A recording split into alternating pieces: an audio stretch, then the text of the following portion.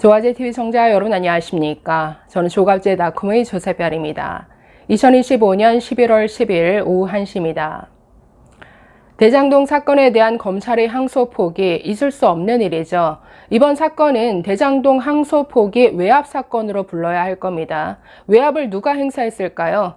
그 뒤에 법무부 장관 그리고 대통령이 있을 것이다. 누구나 상상해 볼 수 있죠. 그런데 오늘 정성호 법무부 장관은 아무도 믿지 않을 얘기를 했습니다. 게다가 대장동 일당을 편드는 마치 대장동 일당 변호인인 듯한 발언을 했는데 이 내용 좀 소개해 드리도록 하겠습니다. 오늘 정성호 법무부 장관 출근길에 기자들과 만나서 이렇게 얘기했습니다.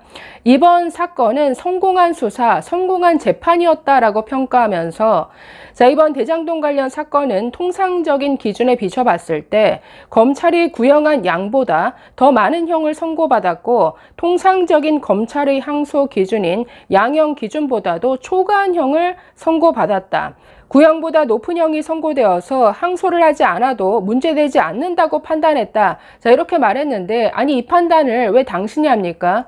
마치 대장동 일당이 충분한 벌을 받은 것처럼 얘기하고 있는데 국민들은 그렇게 생각 안 하는데요. 1심에서 배임죄는 인정이 되었지만 뇌물죄가 인정되지 않았습니다. 그래서 이 부분을 2심에 가서 다퉈야 하는데 그 다퉈볼 가능성 자체를 지금 막아버린 것 아닙니까?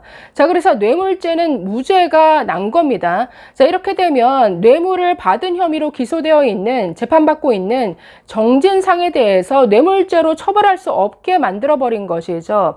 이뿐 아니라 지금 1심에서는 이들 대장동 일당이 7,800억의 부당이익을 챙겼다라고 판단했습니다. 그리고 성남 도시개발공사에 4,800억 원의 피해를 안겼다라고 봤죠. 이게 배임입니다. 그런데 추징금은 아니 피해는 4,800억인데 추징금은 겨우 김만배와 유동규 합쳐서 472억 원만 추징하라. 나머지는 추징금 0원입니다.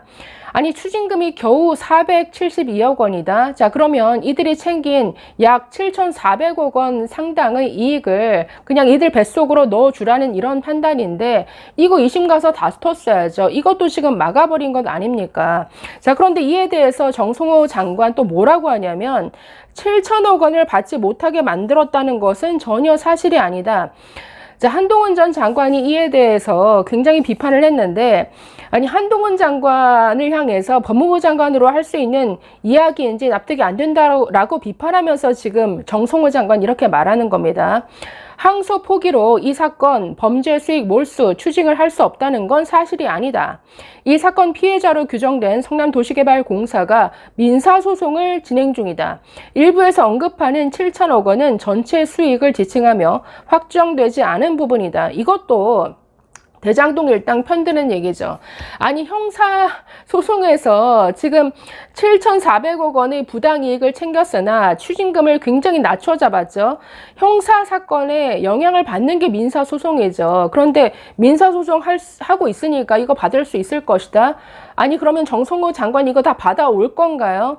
이렇게 무책임한 얘기를 하고 있습니다. 지금 이건 정말 있을 수가 없는 일이죠. 이에 대해서 누구보다도 지금 강한 비판을 하고 있는 게 한동훈 전 장관인데 오늘 이렇게 말했습니다. 일반 국민은 초코파이 훔쳐도 항소한다. 아니 7,800억을 못 받을 구조가 되었는데 항소를 안 한다는 건 보지도 듣지도 못했다. 그러니까 누구도 이 검찰 관계자뿐만 아니라 지금 변호사들도 검찰이 이 사건에 있어서 항소를 포기한다. 이건 유례가 없는 일이다라고 이구동성으로 말하고 있습니다. 이뿐 아니라 한동훈 전 장관 이렇게 말합니다. 국가로 들어올 1,000억 원의 재산을 김만배에게 안겨줬다. 정성호 법무부 장관 이하 관련자들의 각각 개인 재산을 동결시켜서 국가가 손해배상 청구해야 한다. 또 이렇게 말합니다. 검찰이 자살한 건 팩트다. 검찰은 할 일을 제대로 하고 절대 해서는 안 되는 이런 짓 하지 말라고 신분을 보장해 주는 것인데 알아서 권력의 개가 되어서 기었다. 이런 조직을 왜 국민이 앞장서서 폐지되는 걸 막아줘야 하나. 검찰을 향해서도 아주 날선 비판을 했습니다. 아니 당시에 일선 검사들이 그 법원 앞에 가서 접수하려고 대기하고 있었다라는 것 아닙니까? 그러면 그냥 접수를 했어야죠. 아니 일선 검사라 할지라도 이 정도 결정 못합니까? 왜 물어봅니까? 그리고 중앙지검 검사장은 또 왜 물어보죠? 왜 대검에 물어보는 거죠? 대검은 왜 법무부에 물어보는 거죠? 자, 이건 뭐 법무부 장관, 대통령 뭔가 외압을 비판하기 이전에 이거 검찰부터 그야말로 이건 권력의 개가 된 것이죠.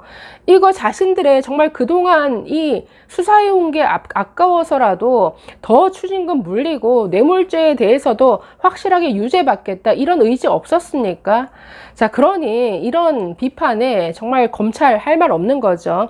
또 한동훈 전 장관이 이렇게 말했습니다. 만약 이재명이라는 이름이 없는 사건에서 어떤 검사가 이런 수천억 배임에서 몇백억만 인정이 되고 뇌물은 무죄가 나는 이런 사건의 항소를 포기하겠다? 이건 법조계 상식이 있는 사람 모두가 이 새끼 돈 먹었다, 빽 받았다, 미쳤다고 할 사안이다. 네, 이게 맞죠. 1심에서 유죄가 났는데 검찰이 항소하지 않으면 무슨 일이 있어도 1심 결과보다 피고인에게 불리하게 2심, 3심을 청구할 수 없다.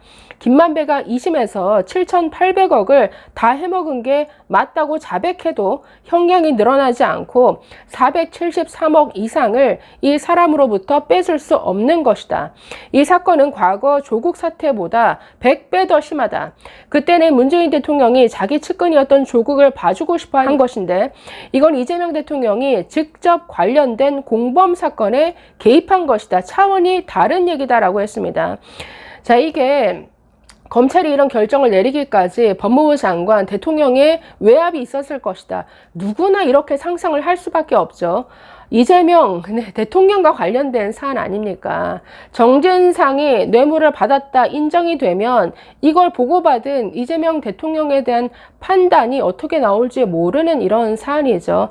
그렇기 때문에 저는 정청래가 대장동 1심 판결 나오고 나서 무리하게 재판 중지법을 다시 꺼내들었는데 이걸 대통령실이 나서서 막았죠.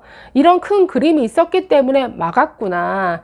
그때 굉장히 잘한 결정이라고 봤는데 이 뒤에서는 이런 그림을 설계하고 있었구나. 정말 혀를 차게 됩니다. 자, 이뿐 아니라 지금 한 전 대표도 이렇게 말합니다. 이재명 대통령은 대통령 사건의 공범으로 기소되어 있다. 이 대통령이 권력을 악용해 자기 공범 사건에 개입한 것이다. 이 정권 자체가 개입해서 항소 포기를 시킨 것이고 이는 대장동 일당에게 수천억 원의 재산을 보장해 준 것이다. 이 사태에 관여한 사람들이 그 돈만큼 자기 재산으로 채워 넣어야 한다. 국가가 김만배의 재산 대신에 그 사람들 재산을 동결해야 한다. 자기들 재산으로 민사상 손해배상을 국가에 해야 한다. 라고 촉구했습니다. 이건 있을 수 없는 일이 벌어진 것이고 검찰 스스로 정말 이건 부끄러워야 할 사안이죠. 이제 와서 전국 검사장 18명이 검찰총장 대행에게 항소 포기 이유 밝혀라. 이건 배 떠나고 나서 손 흔드는 격이고 정말 검찰로서는 치욕스러운 일이 아닐 수 없고 국민으로서는 정말 분노하게 되는 이러한 사태입니다. 감사합니다.